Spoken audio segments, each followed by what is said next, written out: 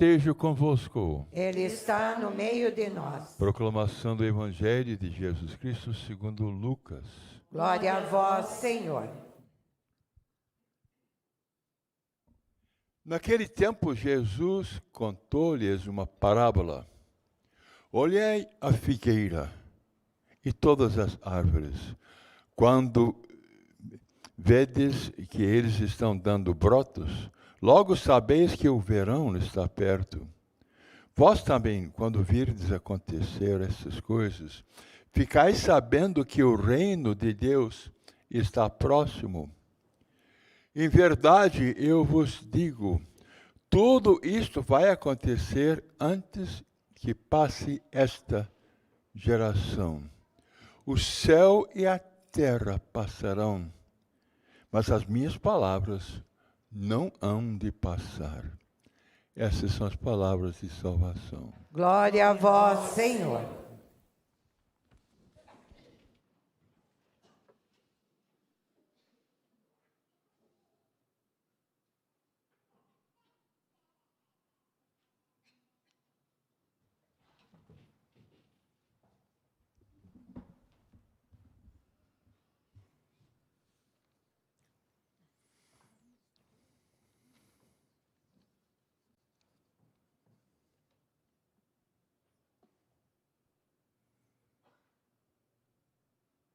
Olhai a figueira e todas as árvores. Essa comparação de Nosso Senhor, que passa pela natureza ao nosso redor, o contexto ecológico e também sociológico em que vivemos, é um convite para que nós unamos os nossos sentidos aqui na terra e o nosso coração, como na liturgia dizemos, corações ao alto. Corações ao alto remete-nos a Colossenses capítulo 3, versículos de 1 a 3. Vós estáis mortos e vossa vida está escondida com Cristo em Deus. Buscai as coisas do alto e não as da terra.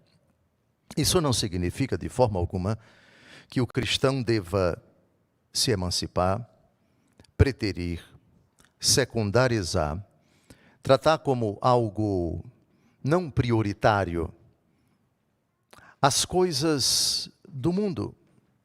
Tudo aquilo que comporta nossas responsabilidades, nossas tarefas, nossos deveres, nossas cruzes. E elas são muitas. A vida, por Jesus, é definida exatamente no segmento dele como cruz. Quem quiser me seguir, negue-se a si mesmo. Tome a sua cruz todos os dias e siga-me. Pois quem quiser salvar a sua vida, irá perdê-la. E quem perder a sua vida, irá ganhá-la. Que adianta ao homem ganhar o mundo inteiro, se vier a perder a sua alma? Ganhar o mundo inteiro é uma pretensão de quem olha para o mundo, mas com um olhar que não é o olhar querido por Deus. Aliás, a última tentação a respeito das propostas de Satanás para seduzir nosso Senhor, a primeira, toca o paladar. Se és filho de Deus, transforma essas pedras em pães. O teu problema está no ventre que está roncando. Jesus responde, quanto ao sentido do paladar, nem só de pão vive o homem, mas de toda a palavra da boca de Deus. A segunda tentação foi também muito sutil e mais atrevida e mais refinada. Vejam, o diabo vai deixar a visão de Jesus por último. E vocês já sabem qual é a terceira tentação. A segunda não toca necessariamente nenhum sentido, mas uma intuição, é algo interior. Tu és amado por Ele? Tu és o protegido dele, tu és o queridinho dele, atira-te daqui para baixo. Ele ordenou aos seus anjos que te guardem todos os teus caminhos. Aqui, se quisermos citar um sentido de que o diabo se utilizou para passar a rasteira em Jesus, a audição.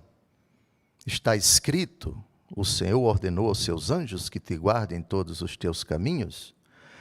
Ex audito fides, a fé entra no nosso coração, é produzida pelo ouvido. Audição. Sim, a audição é uma forma, é um caminho para o diabo tentar uma pessoa. Mas ele deixou por último, foi a visão.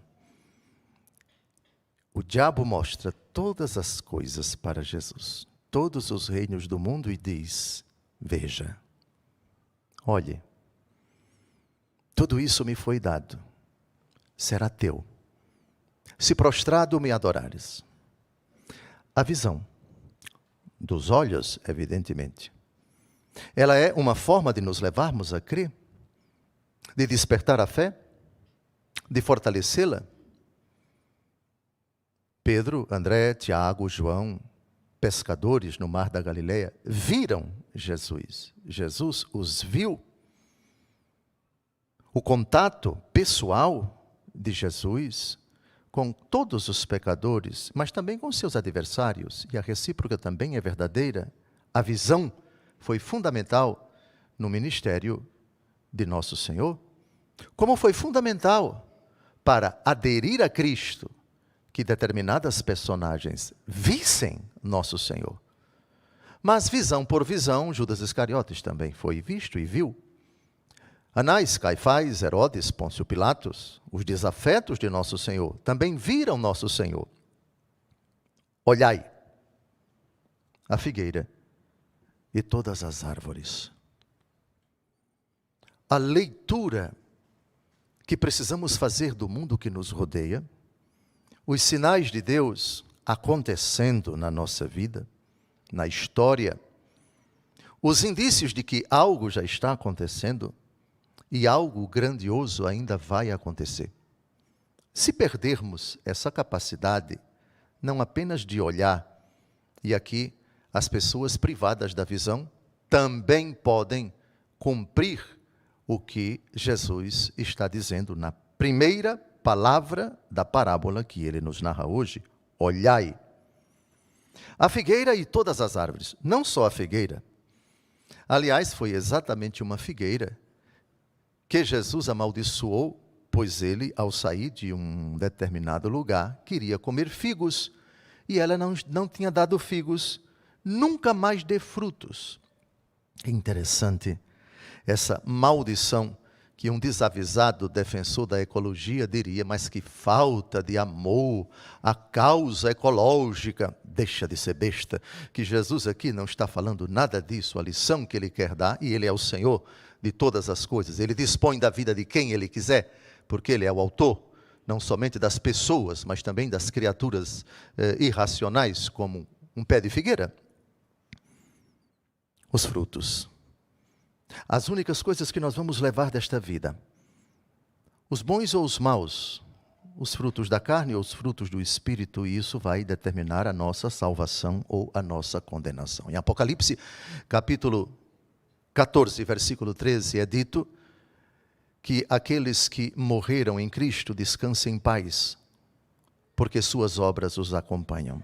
É uma pequena, breve, bonita oração pelos falecidos. Descansem em paz, porque suas obras os acompanham.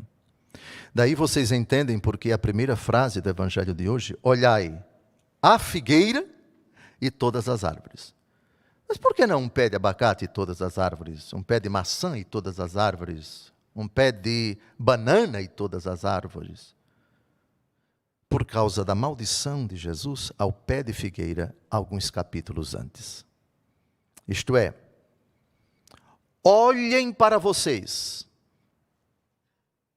porque vocês é que vão dizer, na verdade eu já sei, se tem dado frutos, se esses frutos são de vida eterna, buscai as coisas do alto e não as da terra, ou se são frutos de condenação, frutos que vão habilitar vocês ao fogo do inferno. Maus frutos e fruto nenhum. Olhai a figueira e todas as árvores. Que interessante. Olhar para os sinais que frutificam podridão ou bondade, conversão ou condenação. Lancem os olhos, figueira, a amaldiçoada, as outras árvores também. É como se Jesus dissesse, vejam, nos acontecimentos da história, sim, há muita podridão, há muita nojeira, há muita devassidão.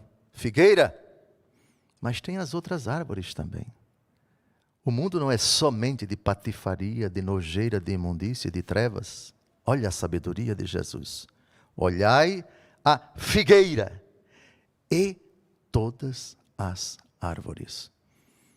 Reparem que só a figueira foi amaldiçoada por Jesus. As outras árvores não. É como se ele dissesse educadamente, sim, no mundo existem maldades, perversidades, sinais de condenação, sinais da presença, da ação de Satanás. Mas olha agora o plural, as outras árvores, todas as árvores. Sempre estar atento aos sinais que demonstram, que denotam que o fim está próximo, mas são sinais negativo, singular, figueira, amaldiçoada. E árvores, no plural. Para cada patife existe um honesto. Para cada indecente existe um puro. Para cada cínico existe um autêntico. Para cada assassino existe um defensor da vida.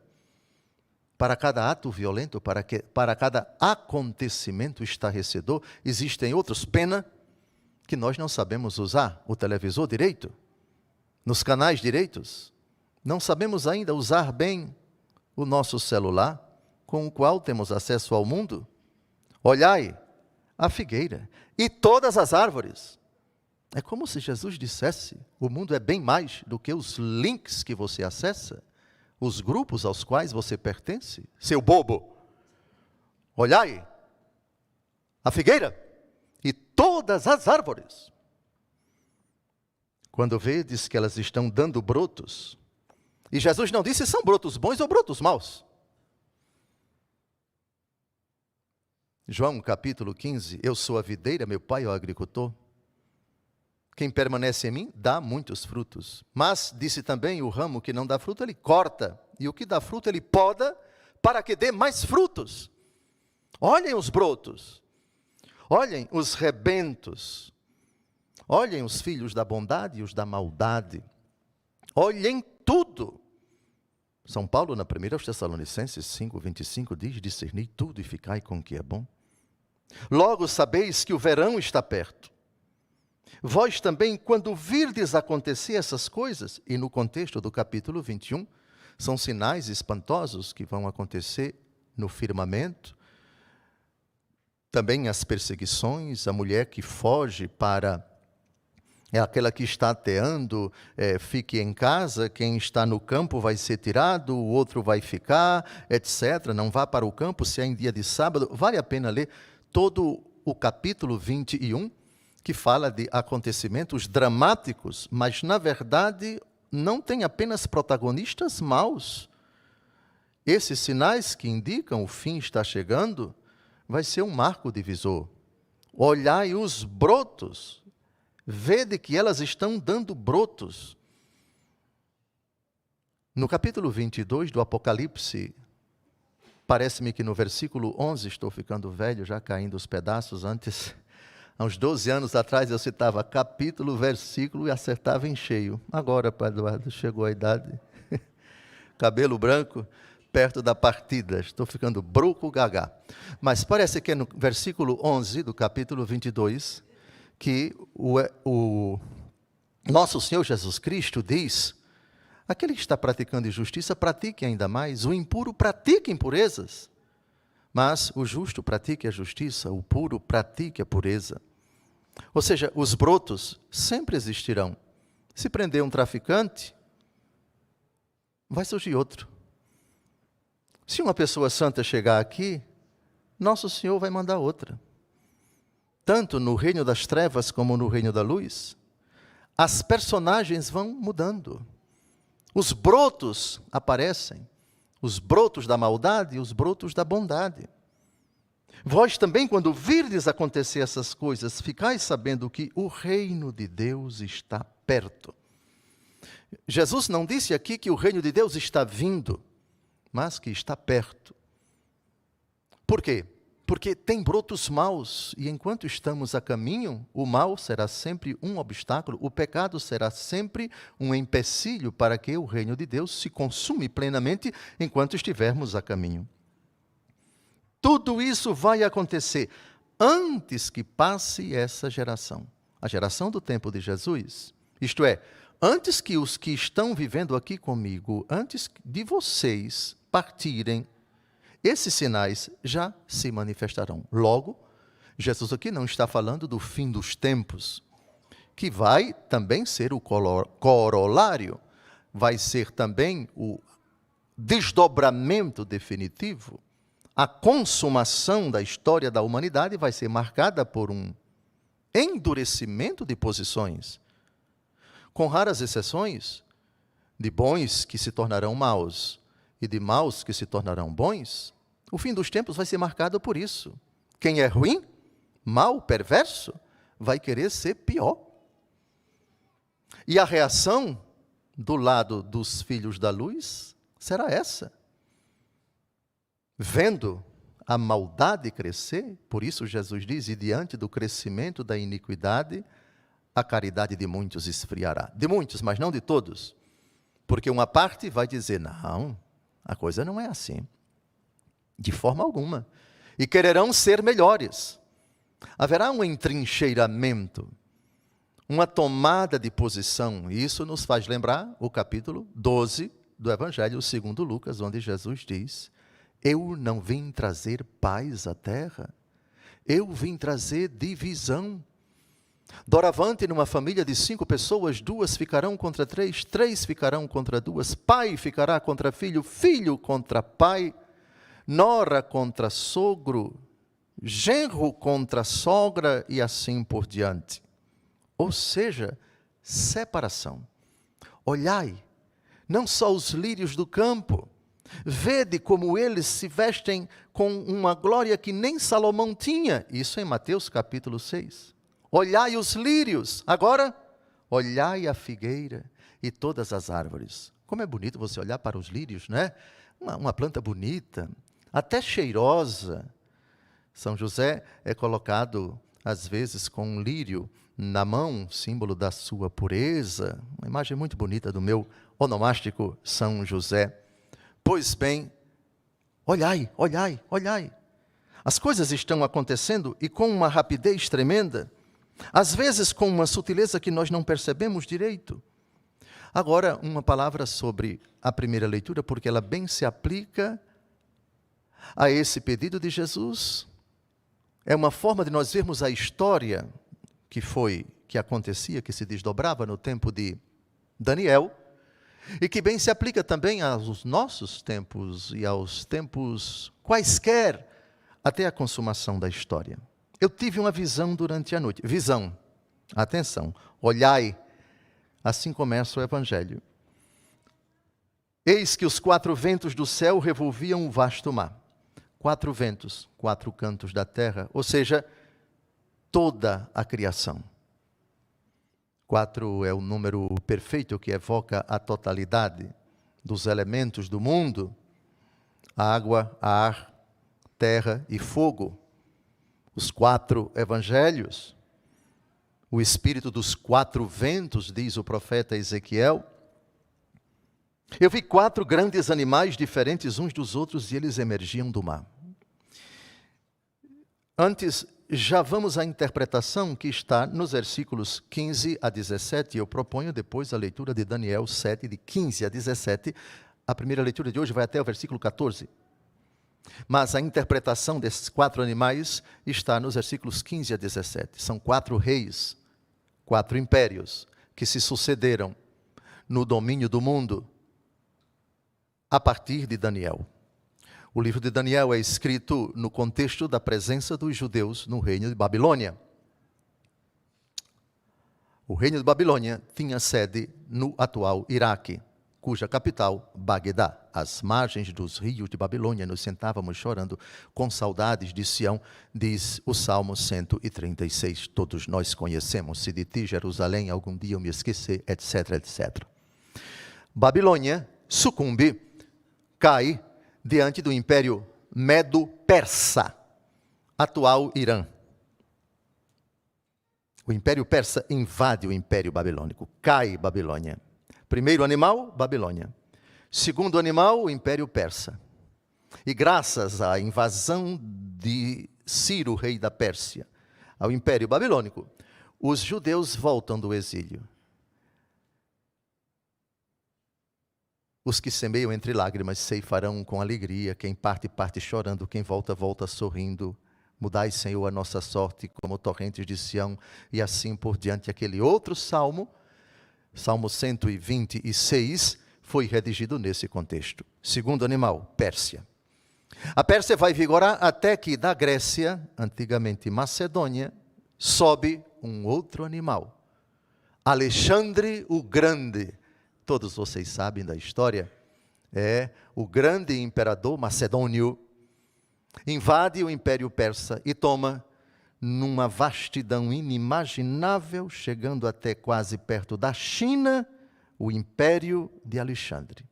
Mas Alexandre morre e o seu reino é dividido por 4 generais. Até que, na Península Itálica, vai se fortalecendo um outro império que vai se tornar o mais grandioso de todos, o Império Romano, que vai invadir a Terra Santa no ano 63 a.C. e vai tornar a Judéia uma província romana com a capital, Cesareia Marítima, no ano 6 depois de Cristo. Pronto, Babilônia, Pérsia, Macedônia e Roma. Os 4 animais. O primeiro era semelhante a um leão e tinha asas de águia, etc, etc, etc. Surgiu um segundo animal semelhante a um urso que estava erguido pela metade.